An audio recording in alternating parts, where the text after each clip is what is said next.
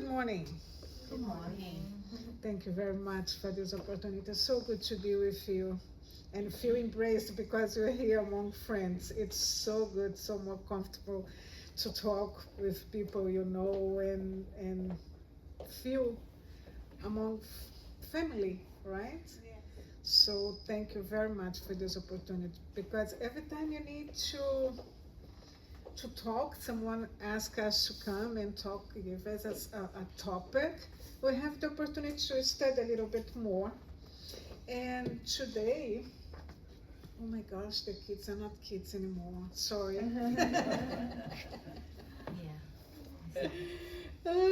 I had to say that. I'm sorry. Our kids.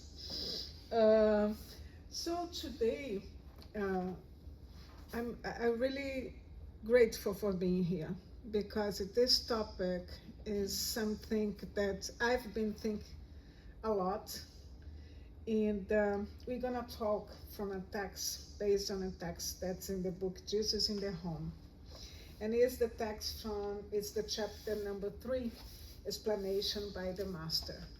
And we're gonna find this book is wonderful. Before you go direct to our topic, let's talk a little bit about this book.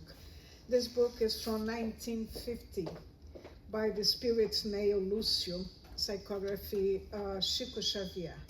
And it's a wonderful book because it's gonna bring us a lot of lessons for our renewal and a lot of examples and explanations by Jesus that is go perfect in our daily lives. He answered many of our questions. And it's also a perfect book for gospel in the home, to practice gospel in the home. Mostly if you have young people or kids, because it's much easier to visualize the stories and the short stories and the situations happening inside of the house, and you feel present, you feel like you're there with them. So it's a good suggestion. And so we chose the chapter 3, and then we're going to explain to you. You're going to understand why I chose this chapter. And we're going to read a little bit of the passage, and everything is happening at the Peter's home. Not this Peter, the other Peter. And they are having a good conversation, and Sarah, the wife of the Benjamin is the man who raised goats. And everybody was there, pay attention to Jesus. And then she says, the notion of kingdom of God in our lives is truly sublime, but how can I begin to experience it? We have listened to you preaching on the lake shore, and we know that the good news recommends love and forgiveness above all else. I'd love to be faithful to such principles, but I feel stuck in the old rules. I can't forgive those who have injured me, and since I can't fathom a life in which we trade our advantage for the sake of others, I'm attached to my things, and I am jealous of everything I own. Sarah made her confession honestly, in spite of the frustrated smile of someone who has met with almost overwhelming obstacles. And when I read this, I said, oh my gosh, I feel just like Sarah. Because with all the knowledge that I was able to acquire 20 years studying spiritism, having wonderful books, good conference like this one, so many lessons, and I still think and do things that oh gosh, again, I'm still thinking this, I'm still feeling this. So I felt just like Sarah. How am I gonna practice? How am I gonna find the kingdom of God inside of myself? How am I gonna be there? And but Jesus, he doesn't leave us without answer. So we're gonna read a little bit more. And then he asks Sarah, what is the fundamental business of your family? And then she says, raising goats. How do you keep the milk untainted and pure for home use? Lord, more than anything else, we have to very carefully wash the container that is going to hold it. If there is any dirt in the jar, all the milk will soon go sour and will be useless for the slightest purpose. Jesus smiled and explained, thus, it is the heavenly revelation within the human heart. If you do not purify the container of the soul, our understanding, no matter how great it is, gets mixed in with our inner dirt and goes sour, reducing the proportion of the assets we would otherwise collect. In fact, Moses and the prophets were priceless bearers of a divine message. But the descendants of the chosen people did not purify the living receptacle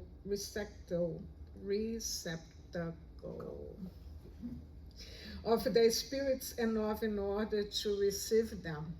That is why our contemporaries are righteous and unrighteous, believing and disbelieving, good and evil at the same time. So that's the way we're going to find the kingdom of God inside of purifying ourselves. Okay, Jesus, and there's a question, we can go. But we still have the same question. Okay, now I know I need to purify myself. But how am I going to do that? Because we're going to experience so many things in our lives that we're going to go, okay, today I'm so good, I have only good thoughts, good emotions. But tomorrow if something happens, anything can change. So how are we going to get there? And then I ask help from someone that you know, someone I think most of us like a lot. And is someone that we can see the progress following his books. And we brought a text that I would say it's like a tour guide from André Luiz. And I say it's much easier for us, I think, to get closer to the message because you can see André Luiz just like someone very perfect that is growing, is evolving with all the experiences, with all the lessons. So it's much easier for us to relate with him. And the messages from this book, Coragem, is not translated yet. And it's the chapter 15 for to renew ourselves. So we're going to go step by step, and then you're going to see that it's progress. We're going to have all the tools to, little by little, with the practice of these instruments, we can clear our mind and our hearts and be purified and to be able not to make anything wrong with the message Jesus brings to us. Okay? What happened? The message is still not clear. Okay, I think it's just this one. I'll read for you. No problem. What you have here, that's because our vase is not clean yet, so that's not like that. So let's go to our steps. And then you're going to talk little by little about them. Do not expect to live without problems. They are ingredients for evolution, necessary for the path of all. We try to live a life that's nothing's gonna happen. That's our dream, right? But problems are instruments for us to evolve, if you like or not. Because if you think deeply, when everything is okay, nothing's happening, we just stay there. We don't want to move because we are in a comfort zone. And sometimes problems come to push us to move forward, to make us to exercise our intelligence. So in the end, in the level of evolution we are, that's what we need. Because otherwise we're going to be just like Sarah. because we think about our family first. It's very natural. We think about our interests first. And that's why the high spirits tell us that the big problems in the world lies on the selfishness. So the problem comes to alert us there is something else than us. And there are people in need. And when we have problem, and that's when we want to learn and have more compassion toward others, because now we know how much it hurts. And in some way, problems not only give us the correct perspective of life, showing us that even though with problems, this is life, and it's worth to be here any moment. Even with everything we are seeing in our planet, it's worth to live. And little by little, with this problem, is going to evolve. And there is something that Sarah says that she's attached to her family, right? Attached to her own things. And we saw so many things happen, for example, until if the fire, the hurricane, the flood doesn't affect us, it's like everything's okay. Until the problem comes near to us, how many times is it gonna go to the people who are suffering? That's why we need this push to be able to see more than our own circumference. Okay, so that's the first step that André Luiz tells us in this path to the kingdom of God. Because remember, Jesus said we need to renew ourselves, and those are steps to renew ourselves. In face our own mistakes, do not fall into excuses, but rather face their consequences in order to correct yourself, just as one uses stones to build a more solid foundation. Of course, you need compassion toward ourselves, right? But you take the risk to say, I'm so imperfect, so be patient with me. Of course, we need to be patient with ourselves, be patient with others, but you're not going to stop there.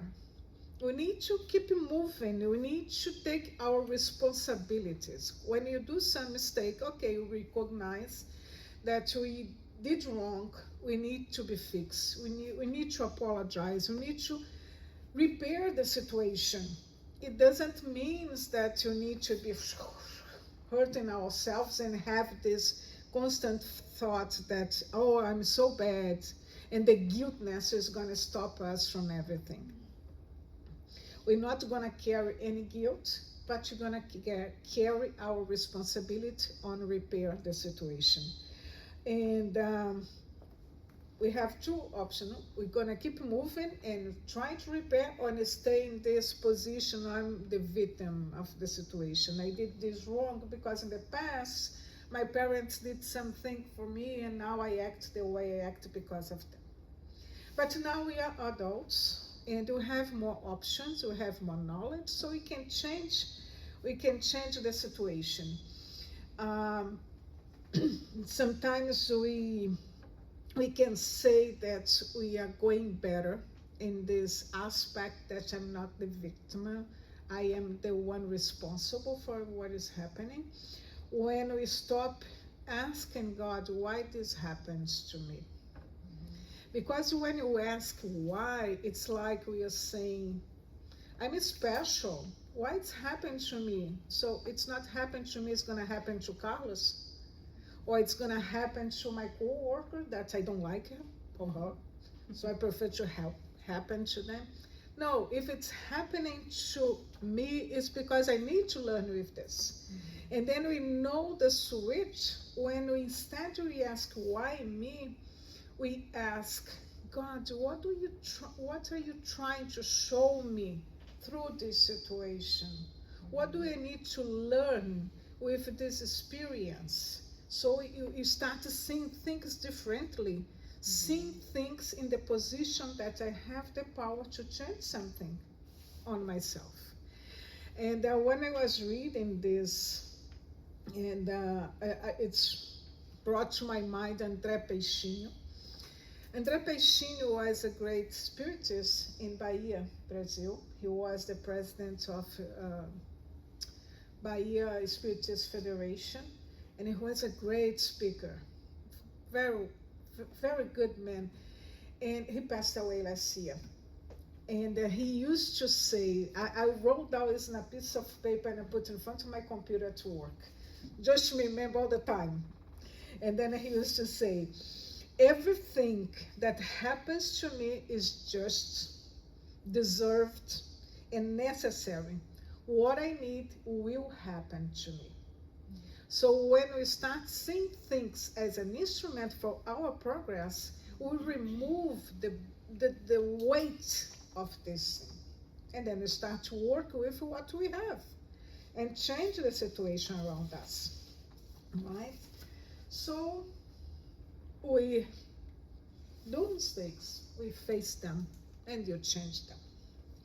Our next step is do not waste time and serenity facing possible disappointments on the road. For those who intend to disappoint you are only disappoint themselves. Sometimes people say things to us that maybe offend us or hurt us, but we cannot stay there ruminating.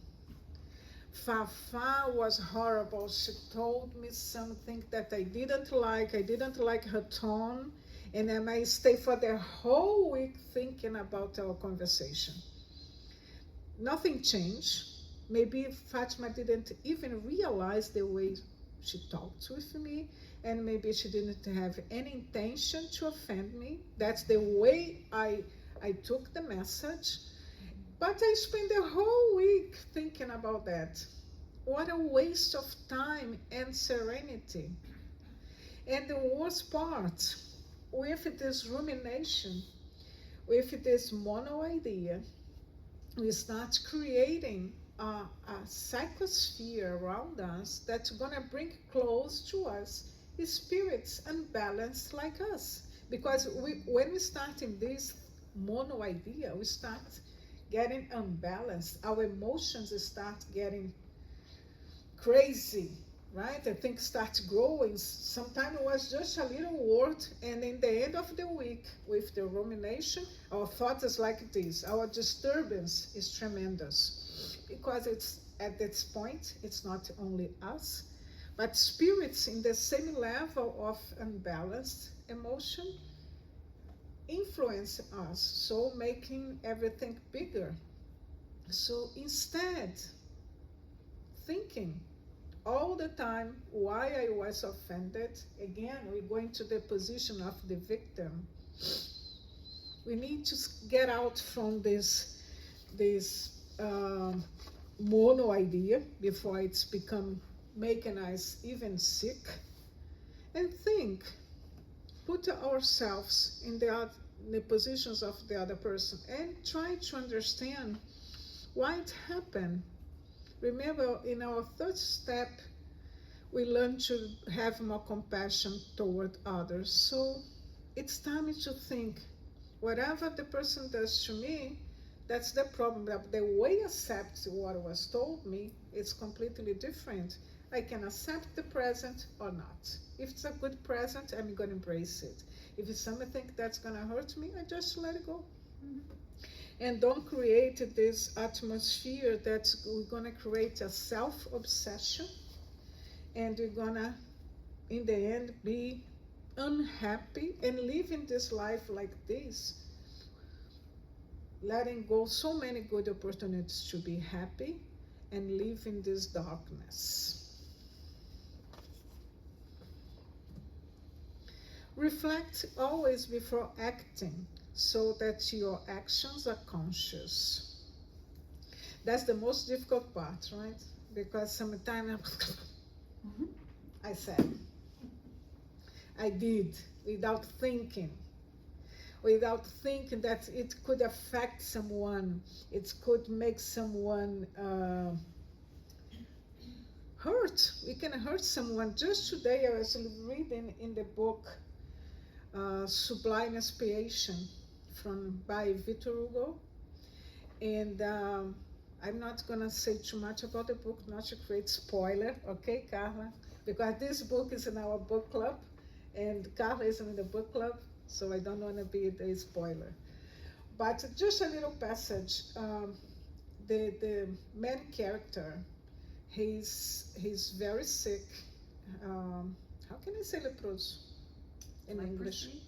Huh? He has leprosy. He had leprosy. So after so many years in the colony, and he's being treated with psychologists, psychiatrists, and he started feeling a little bit better. There is a moment that the nurse is so irritated that she simply tells him, you know you're gonna die because this disease has no cure. Like that.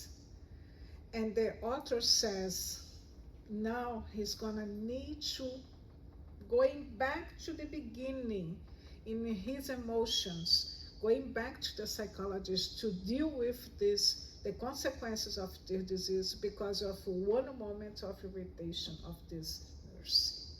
So if she had reflected before, maybe she would say to him, okay, you need to leave. But she would say in another way, not destroying his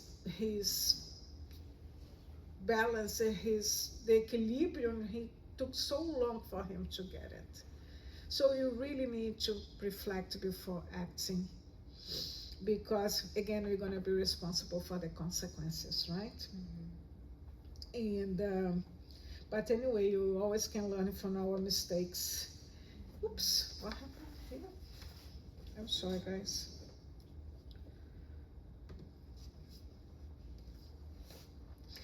And the good spirits always tell us, in a doubt, pause, take a deep breath, think, wait, evaluate your decisions, and it's gonna make a big difference in our experience in any situation. Just pause. Sometimes you just need to count until 5, until 10, until 100. Doesn't matter how many numbers we need, but most of the time you need to pause. Do not demand perfection. Perfection from others, nor from yourself, but strive to improve as much as possible. Compassion and understanding toward others and ourselves, that's what we need. So we cannot demand perfection from anyone. If you are not perfect, you have so many things to be corrected, to learn. And we know that you're going to need a lot of incarnations to be the person that we want to be. We are better today than we were yesterday. But we still have a long path to go through. And we're just going to try to do our best all the time. When we are doing our best, we are doing 100%. If our best is to move from here to here, that's enough. We are doing our 100%. And when Jesus says, goes and sin no more, he's saying, okay, at least if you're gonna do wrong, let's do at least something different, right? Let's learn with your mistakes. And if you're gonna make another mistake, let's make a different mistake. Because keeping in the same mistake, it's like a rebellion. No, I'm like this, I wanna act like this. Doesn't matter what. This is childish, right? And we are far from this. Like Sarah, maybe we have different questions related to what I'm attached to, but that's the feeling we have. How am I gonna clear my mind? How am I gonna clean my heart and my mind? doing different, trying to do different. If you made a mistake, you correct again, but not demand something from someone that you have no, from the beginning, we have no right to demand anything from anyone. We are only responsible for ourselves. Simplify your habits. It's so simple, that's only 3 words. And we think that simple people are the people who doesn't wear nothing like jewelry, or their hair is simple, their clothes simple, their house has nothing. That's not the point. Simple people, they are open to hear something critic when someone criticizes them, and it's just, they will listen. They are open to learn. They are they don't have this pretentious to be the one who knows everything. They recognize they have a lot to learn, and they don't give opinions on things that they don't know about it. It's a good example of simple people. They are moved by little things, small things. They speak sincerely, and those are really, really simple. They recognize the great things in the small things. And Jesus is our best example of a noble and simple person.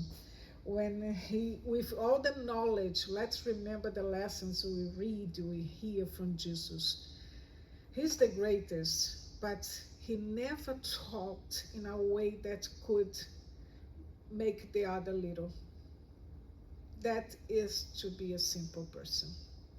So simplify our habits is create in our everyday life conditions to live this simplicity, not based on the material things, but in the moral part of ourselves. Experience humility and silence whenever violence or irritation appear in your space. That's my time for confession. When I'm in the traffic and someone cuts the line, oh my gosh, the irritation is present in my life, but it's so strong that I ask myself, how, with all the knowledge I have, I still feel like that. That's when Sarah comes to my mind.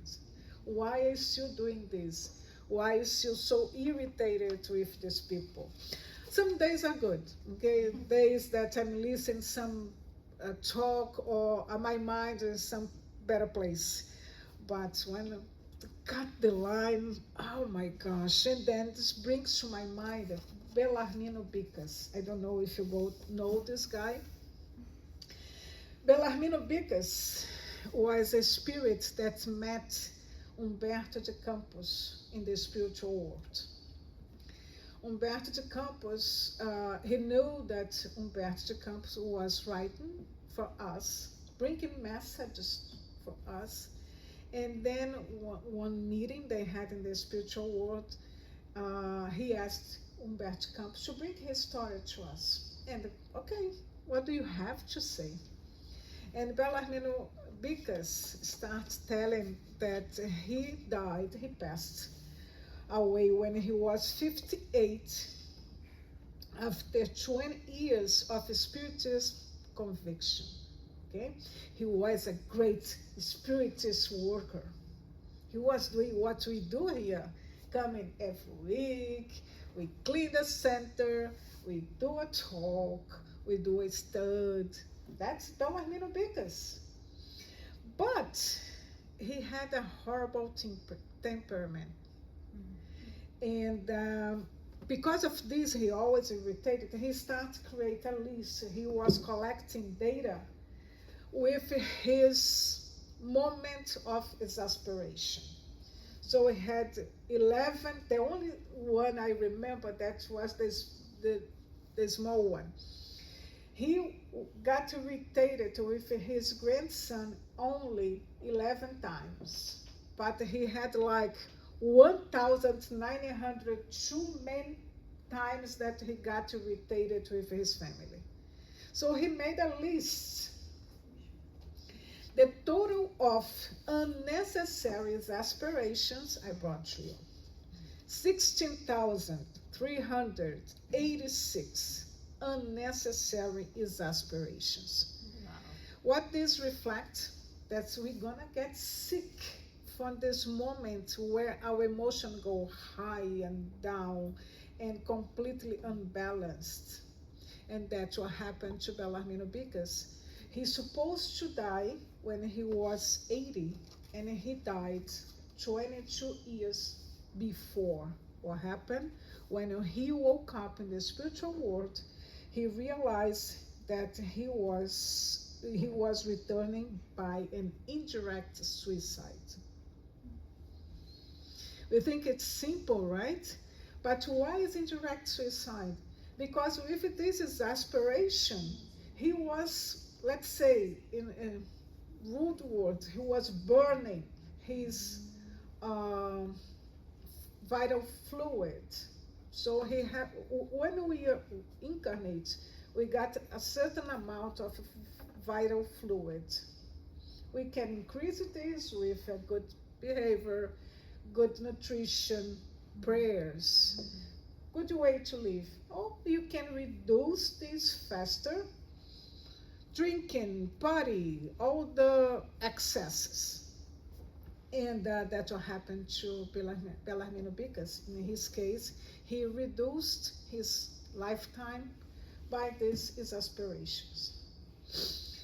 So we need to ask ourselves, is that worth to get irritated when someone cuts in front of me? I'm start counting, because it's going to be very disappointed. After so many years working in spiritism and reading so much, and wake up there and say, you are indirect suicide.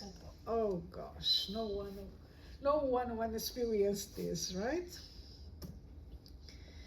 Communicate your obstacles only to friends' hearts who can assist you discreetly and kindly.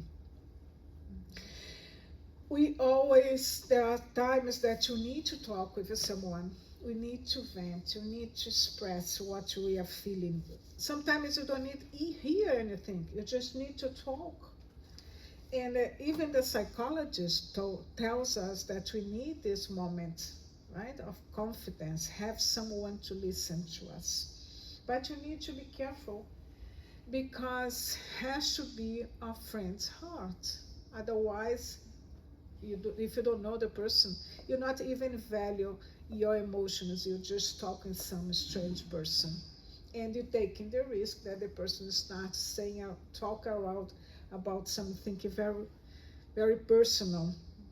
So you need to build this confidence, to building this relationship with friends that you can feel free to talk when we need to talk.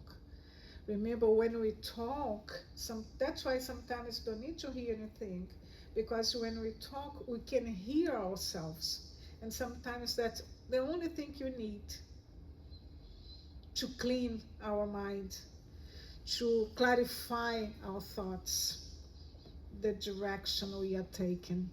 So it's very important to have someone to talk with. But you need to be very careful also to make the difference between venting and gossip. Because venting is, I'm gonna sit down and talk with Carla about my feelings. My feelings. I'm not sitting and talk to Carla for 3 hours about someone else's feeling. This is gossip. And if you have any problem with someone, you're gonna talk direct with the person. Talking about someone to others is gossip, and there's another way for us to reduce our vital fluids, because we are putting energy in something that's just gonna consume us. And then continue this. Very important thing that we remember, this book was written in 1950, so probably at the time the principal ways to escape our conflict was drink or drugs. In face your own conflicts, do not try to drink or numb yourself. Seeking to escape your own mind, because in very illicit absence, you will return to the damage or needs you have created in the inner world to address them. André Luiz, probably at the time, that's the most ways people were numbing themselves. But today you can find the social media. It's a great way to escape. Gambling and so many things that we can see in our society today that take the person from the reality. And it's never a good option, because when you come back to our problems, to our conflicts, it's going to be even worse. It's just an escape. And the good spirits, we have so many tools. How many tools we have in spiritism to help us in these moments? We have the prayer. We still don't use prayers. In this, maybe we don't have the total concept, the power of the prayer. When you say to people, sometimes people come to talk with us, and then you say to them, pray, meditate and pray, and the person says to us, just pray? Not just pray. Praying with our heart is our connection to good spirits, and they're gonna bring to us the answer we need. They're gonna give us the inspiration we need to resolve the conflict, to show us the options we have, the solutions we need. Again, in this book, Sublime Inspiration, the author says, we need sometimes, what we need is to have a patience to wait God's time, because the solutions always will come. But we are very anxious, so you want to take the power in our hands, and many times we create more conflicts. So we don't go condemn ourselves and want more than we can offer, but at the same time, you cannot escape from our problems. So in these difficult moments, let's pray, let's meditate, and let's find the inspiration from our spiritual friends. And you have a lot of them. We have the habit to talk a lot about our possessors, and you don't talk in the same amount of times about our protectors. We have spiritual friends, we have guardian angels, we have our guides. We have so many spirits there to help us. We just need to pay more attention to them and be connected to them. And the way we connect with them is through prayer. Remember that you are an eternal spirit, and if you have peace in your consciousness, you will always be untouchable by any injury or disturbance. And many people say, oh, okay, so since I'm eternal spirit, I'm gonna leave this to resolve in my next incarnation. When we postpone our action to make the better of our lives, we are postponing also the moment of happiness. It's like when you repeat the school, 1 year of school or college, okay, there is no problem, you're gonna repeat, but you're gonna postpone the happiness of the moment of the graduation. So the thing now is not to rush, but it's not to lose, not to miss the opportunity, not to waste time in things that you already can do. So we need to clear our mind, clear our heart, And you have these steps we can use. And going, if you are better in some moments, we use certain step. Some days you're gonna vent, some days you're gonna be okay. You're gonna have ups and downs. That's our reality. That's the level we are. But you just need to go forward in this soul cleanness, right? And to finish our study, I'm gonna bring the last word from Jesus. The dew on a white lily is a heavenly diamond, but in the dust of the road, it becomes a muddy droplet. Remember this simple and clear truth of nature. So it's up to us to be clean. So when you have this little droplet, it's gonna be like a diamond. We don't want this to be a dust. We wanna be beautiful like this. This is us with our best thoughts, our best emotions, and in balance. So I hope you can bring to home the message from Jesus there, always taking care of us, and for us to do our part anytime and every time. Thank you. Thank you.